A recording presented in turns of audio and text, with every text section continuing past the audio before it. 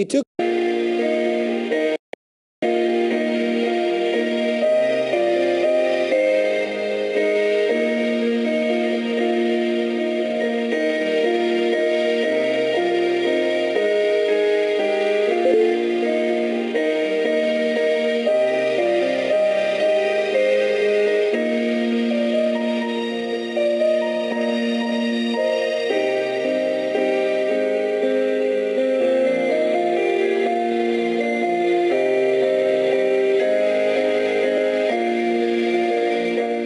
neuropeptides, those supposed communicators, the brain chemistry that makes it all work.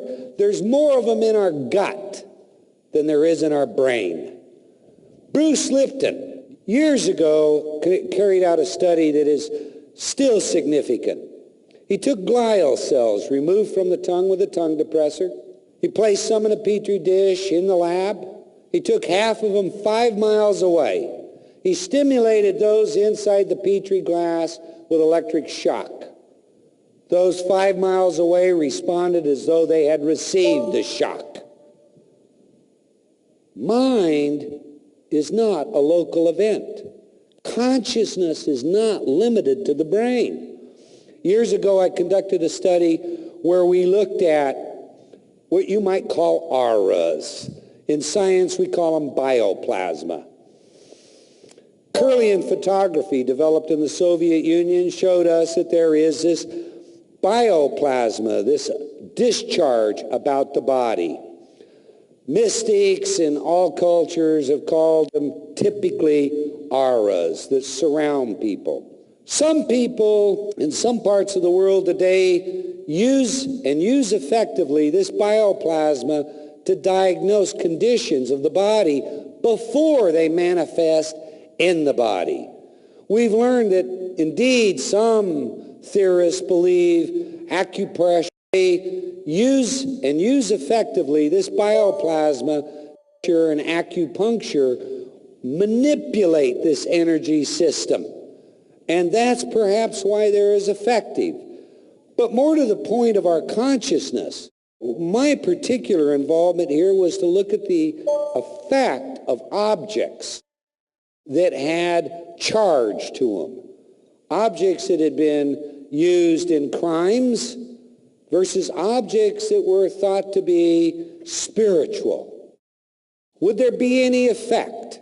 If we did a pre and post test on this so-called bioplasma, will we be able to see a difference without you being aware that in the room you were in, close to you but behind a curtain, were objects that had been used in a violent crime versus objects like holy water? Okay? The answer was yes.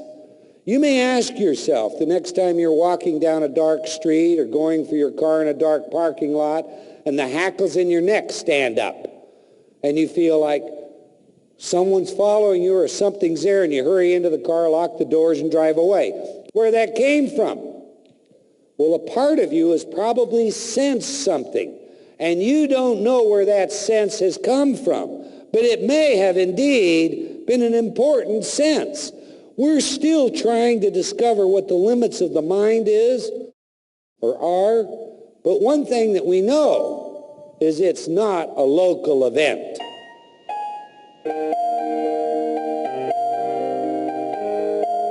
Psi phenomena has shown us clearly something that's been called the 100th monkey syndrome.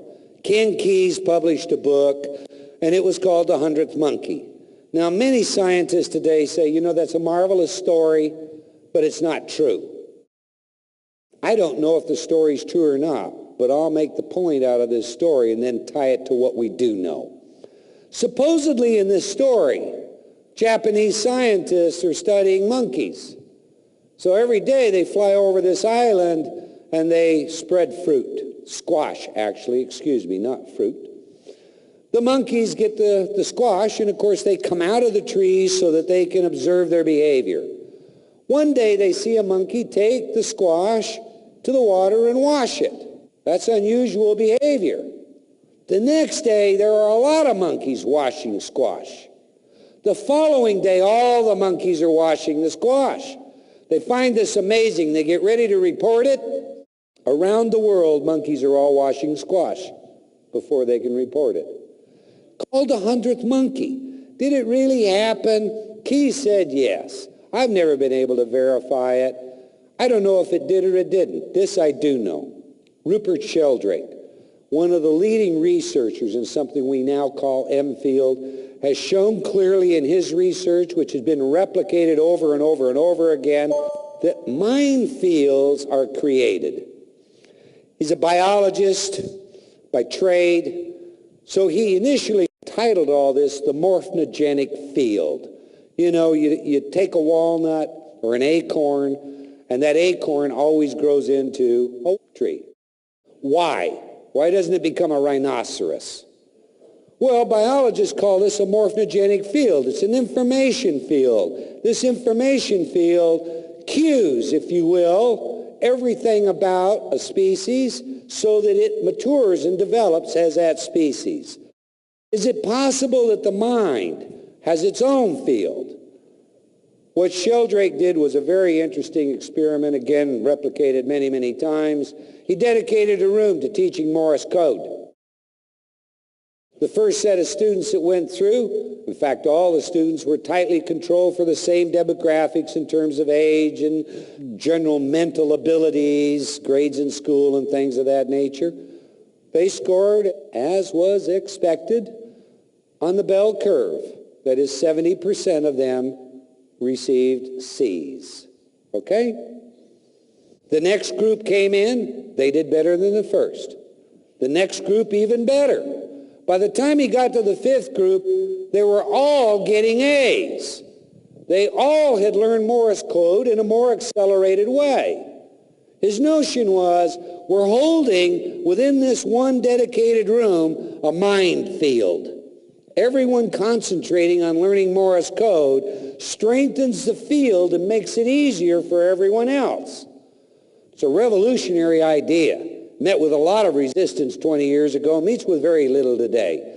Psi researchers have shown the effect of consciousness on machines, literally on machines. Random number generators literally can be predisposed. Among some of the most exciting research to me is research that shows large groups of populations that meditate on peace and lower crime rates.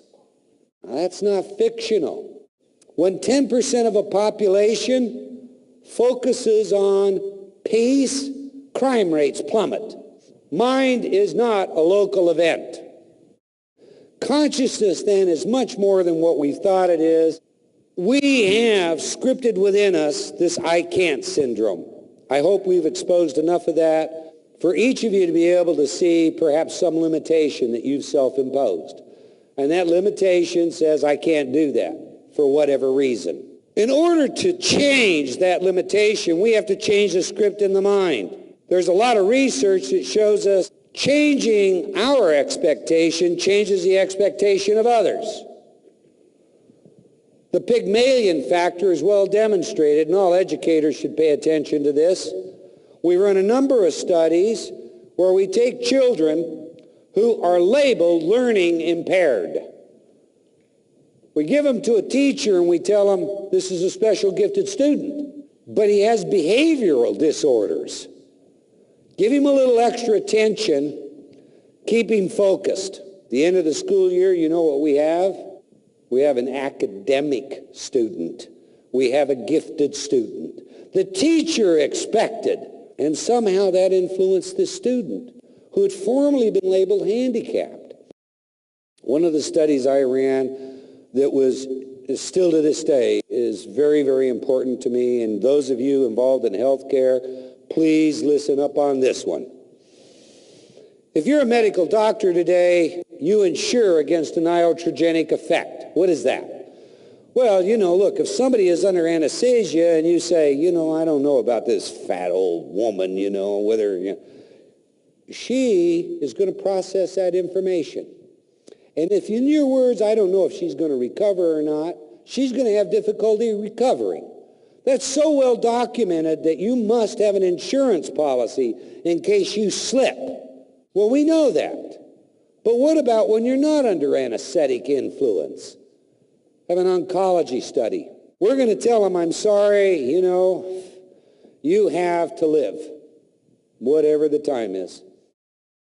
But we're going to give them a program, and we're going to tell them, but use this program, because the mind has some real powers we still don't understand, and at the very least, it may make everything easier for you. We shipped out all the programs, each of the physicians participating, and obviously they went out over a protracted period. So there was about 1 year in just getting the programs to different patients and different physicians. And then there is waiting to see if it makes any difference. And then there is collecting the data. And in came the data. We had divided our questionnaire to the physicians, one of the follow-ups, into 4 categories. The patient believed that the mind had a role in wellness. The physician believed that the mind had a role in wellness. Both patient and physician believed that the mind had a role in wellness. The physician did not believe the mind had a role at all in wellness. The data showed this. Every single patient whose physician did not believe the mind had the role in wellness was dead 3 years later. Every single patient whose physician and themselves believed the mind had a role in wellness, every single one of them was in remission 3 years later. If you're in healthcare and you suggest to a patient they're dead and they have no hope, they die. But if that patient has hope and you empower it, they live. That should be a message to every person involved in healthcare.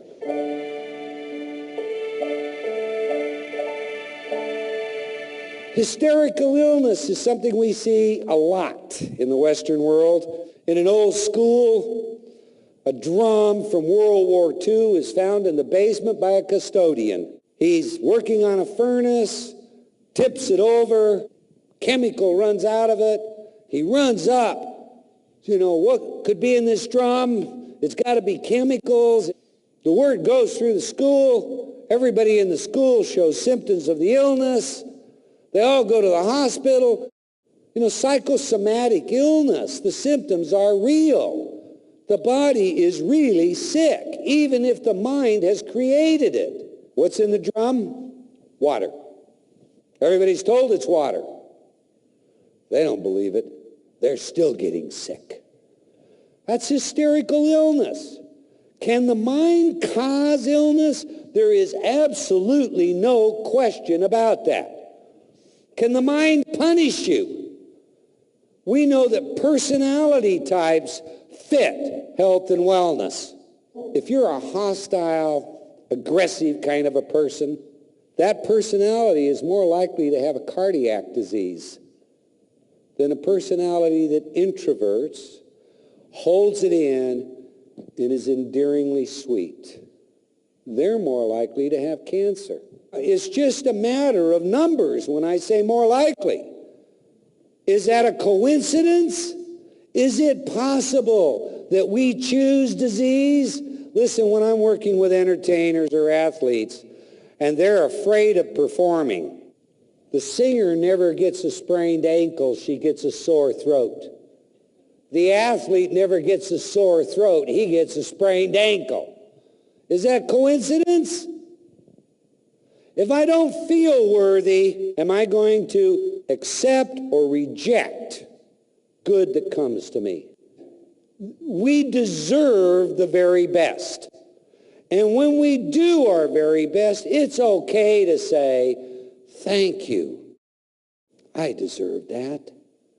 Just as much as it is to say, no, I'm just no good at, I'm sorry, I just never could. And to punish ourselves. Now, how many of you can just accept all the good that could be given you? That's an important part in understanding how the mind functions. The placebo effect is well documented. We used to think that 20% of the patients would respond to anything, the so-called sugar pill, in a favored way. Lots of recent studies show 45% will. It doesn't matter. The more authority I give to it, the more I withhold it. You have a waiting control group. And you tell the waiting control group, you're going to participate real soon. We just have you waiting until we finish with this group. And then you're going to get this secret, And you know what happens? The waiting control group improves while they're waiting. Just the hope that I'm going to get this special and it's working on this other group, just that knowledge causes them to improve. Novelty pneumocin neurogenesis. Boy, that was a big term, wasn't it? Quick encapsulation. That's the technical term used for how the mind accesses the DNA. Let's run over a couple things now in summation of what I hope we have shared and learned at this point. A belief can be looked at as a noun or a verb. As a verb, there's a role of expectation that exists in our psychology. It may be the expectation about how we should be treated by others. It may be the expectation about what we deserve in life. It may be the expectation about how much responsibility we can displace by blaming, which none of us do now, right? We all forgive. We let go of the thread, right?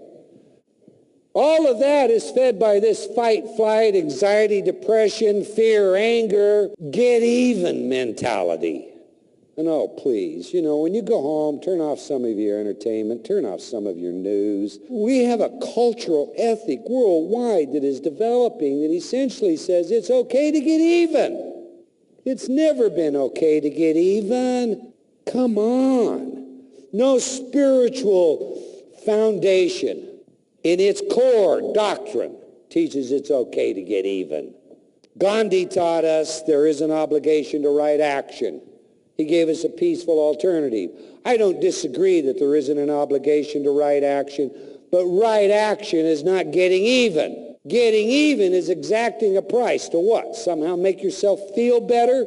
You're not going to feel better. You're going to fill your system with chemicals like cortisol. Cortisol will shrink your brain size. When I was in school, I was taught the brain is the one organ in the body that cannot generate new cells. We know better today. The brain can generate new cells, and if properly stimulated, is like a muscle. Use it or lose it. If I tied one of your arms up, put it in a sling, and kept it there for a year, how strong do you think it would be when you took it out of that sling? If you tie your mind up, you know everything there is, you resist change. I have a VCR. I know how to record and I know how to play. I don't know what all that other stuff is, and I don't want to know. It's too complicated. If you're afraid of embracing change in your life, if you're afraid of new adventures that challenge the mind, look for brain shrinkage. A lot of our reality is based on our expectation. That expectation is based on our belief. That belief is based on our chicken yard learnings. And in that cycle, we find ourselves. It goes without speaking. Everyone here knows that stress attacks your immune system. I'm going to tell you this. When you're stressed, when you're angry, when you're inappropriately fearful, when you hold all this inside you, your body is filling with chemicals that tell the budget of your body, defend, and there's no growth. And what happens? Well, all these chemicals, they shut down the ANS, they shut down the immune, they shut down the endocrine system, and now you're sick. And you say, why? I eat the right foods, I exercise. This is why. You ask somebody when they're 20, do you want to live to be 100 years old? What do they say? Are you kidding? 100 years old? No, get out of here. 30's old. You know who wants to be 100 years old? Every person that's 99. Do you know that the cells of the body have been demonstrated to be capable of living and perfectly duplicating and replicating themselves for 144 years? How many of you here plan to be 144 years old? Good job, Doc. We all should have that timeline in our mind. Year 2000 comes. Everybody is going to talk about centenarians. Here's a television show. My wife says, come and see this. I don't watch much TV. Well, I sit down, and they're interviewing people that are 100 years old. And you know what? They don't look 100. I mean, they don't look at all like what I have in my mind as a 100-year-old person. They're quick, keen-minded. In my mind, I'm thinking, that guy can't be 100 years old. Gosh, he doesn't look much older than I am.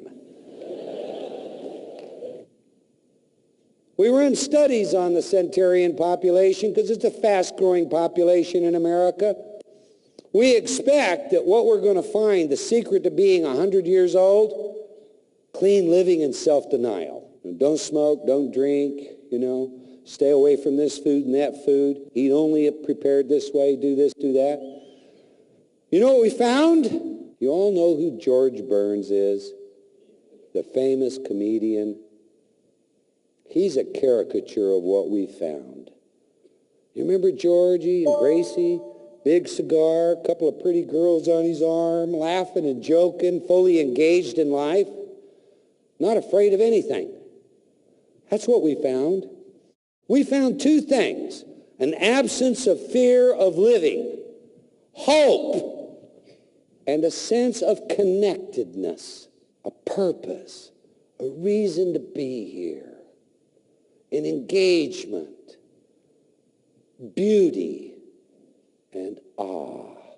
That was the secret to living a long, healthy life.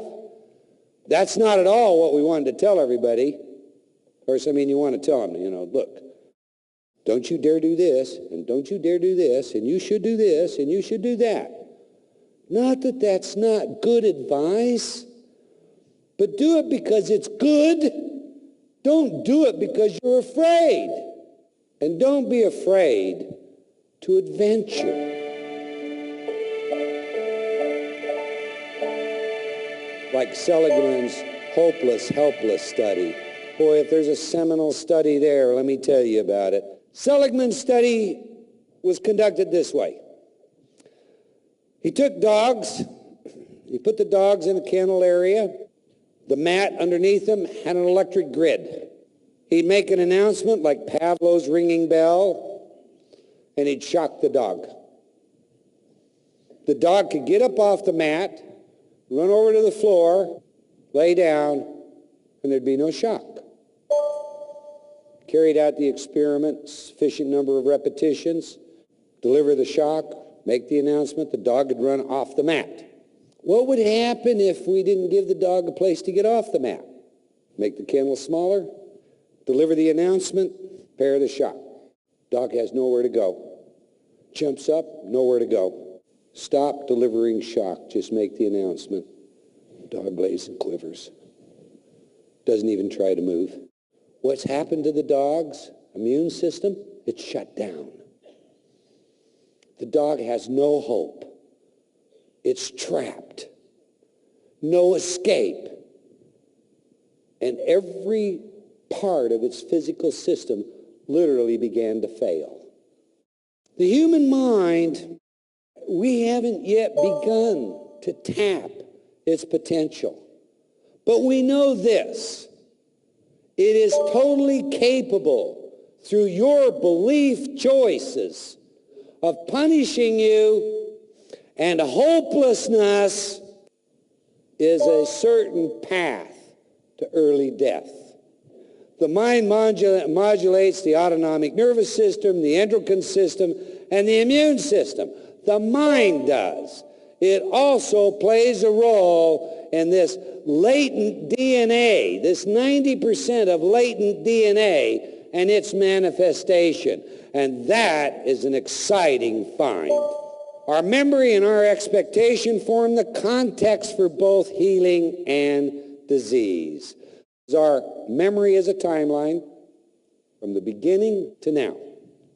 My expectation of where that timeline goes, what am I going to be like when I'm 100 years old? It's a habituator. It develops patterns, and we utilize those patterns over and over and over again.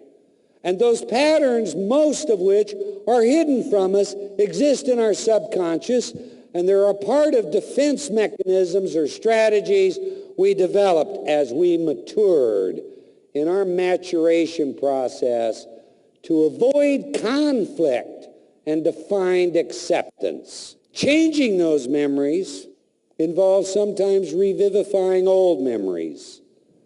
And we have discussed false memories, but revivifying is the process that I explained to you earlier, where in a dream I saw what happened and then knew. When we create a profile, a program, we don't put a lot of stuff on that program that says, if you don't do this, you'll die. That's negative, it's aversive. Okay, so maybe I'm going to get in trouble right this minute, but I'm going to say this. If you're going to have a smoking program, you don't put on that program, stop smoking or die. You just don't do that. First of all, most smokers are going to attempt to quit several times before they're ever successful. And what? When they restart, you want them, oh, I'm dead. You just don't do that. That's totally aversive. What we do when we create a program is take a profile of a person that's not a smoker. Somebody says to me, how do you create a success program? Well, that's real simple. You sit down with entrepreneurs who are at the best of their field. And you say to them, what goes through your mind when? Because what you want to do is create a positive script that is a profile of the person you want to be, not a profile of what you don't want to be.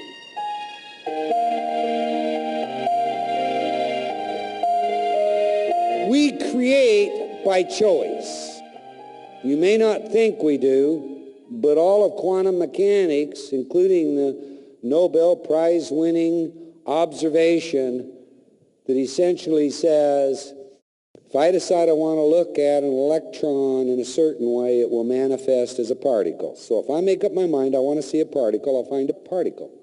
If I make up my mind I want to see a wave, I'll find a wave. I'll never find both, and I'll never find random.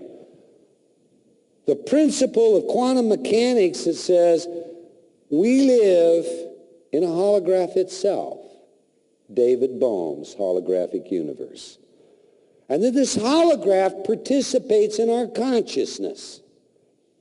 That principle of uncertainty, the quantum is as real in our body as it is in deep space, as it is in quarks and neutrinos. We literally create, according to physicists, our world. Mystics would say, as you sow, so you reap. If the mind up here expects negativity,